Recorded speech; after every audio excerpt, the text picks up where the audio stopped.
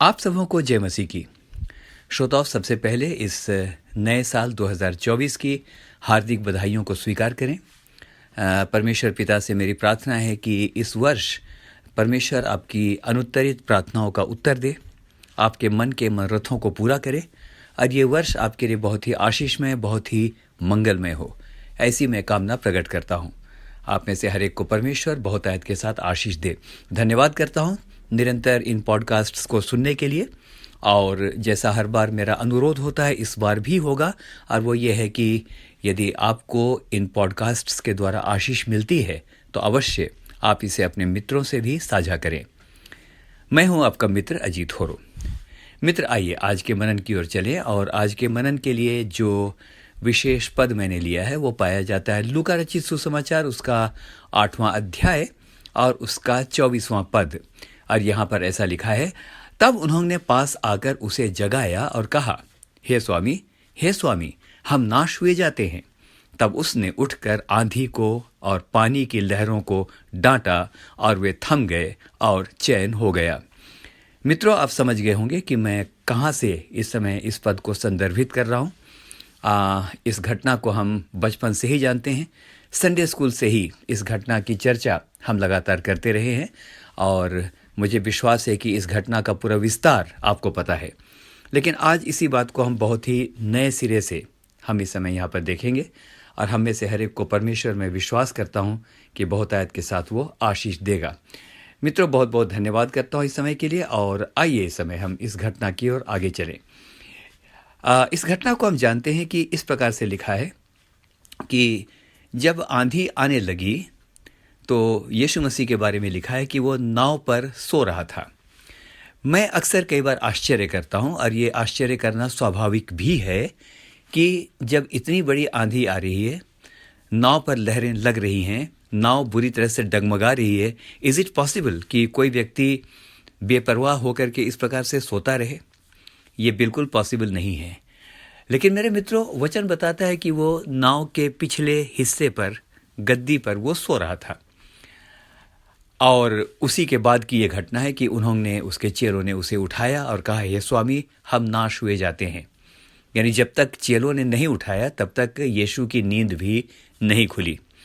ये बात कई बार मुझको बड़ी अप्राकृतिक लगती है। It seems very unnatural sometimes. लेकिन यदि आत्मिक रूप से देखें मित्रों, तो इस बात की व्याख्या हम में से हर एक को बहुत आशीष देगी।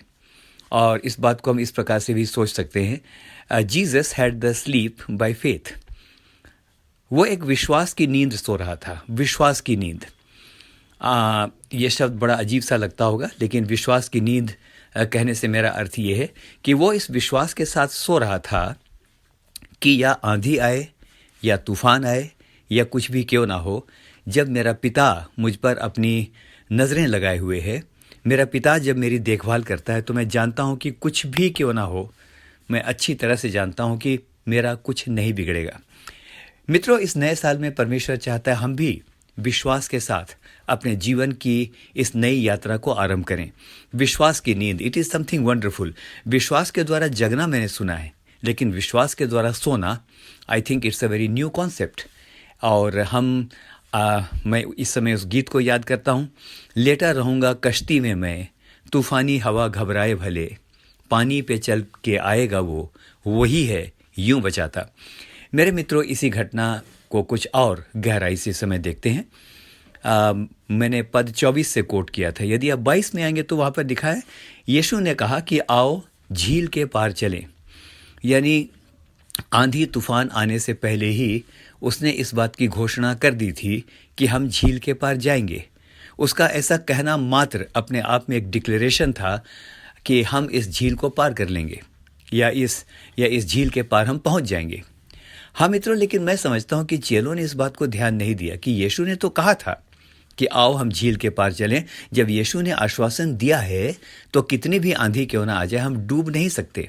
लेकिन मेरे मित्रों, शायद उसके चेलों ने यीशु की इस घोषणा पर उतना ध्यान नहीं दिया कि ऑलरेडी हमारे प्रभु ने हमसे कहा है कि हम इस समय झील के उस पार चलेंगे।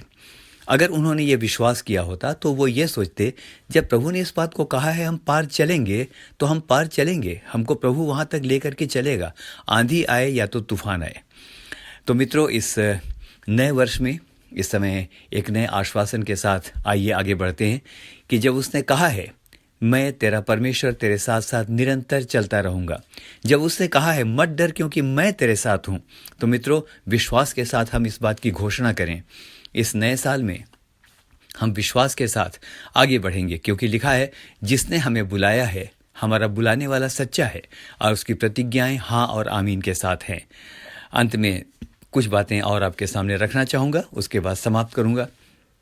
इस नए साल में हम किस प्रकार से अपने विश्वास के कदम को आगे बढ़ाना चाहते हैं, तो आइए आज के दिन एक बात को कहें, प्रभु जब आपने कहा है मैं तुम्हें लगातार उठाए और लिए फिरूंगा, तो खुदाबंद इस नए साल में अपना पूरा भरोसा हम आपके ऊपर रखते हैं। आप ही हमारी चिंता करेंगे, आप ही हमें चंगाई देंगे, आप ही हमारे बच्चों की चिंता करेंगे और ये वर्ष हमारे लिए आशीषमय और मंगलमय होगा। आप सबको बहुत बहुत परमेश्वर आशीष दे। बहुतायत के साथ आप उसकी आशीष को इस समय रिसीव करें और आइए नए साल में अपना कदम आगे बढ़ाएं। बड़े विश्वास के साथ हम में से हर एक को प्रभु आशीष दे। आमीन और फिर से आमीन।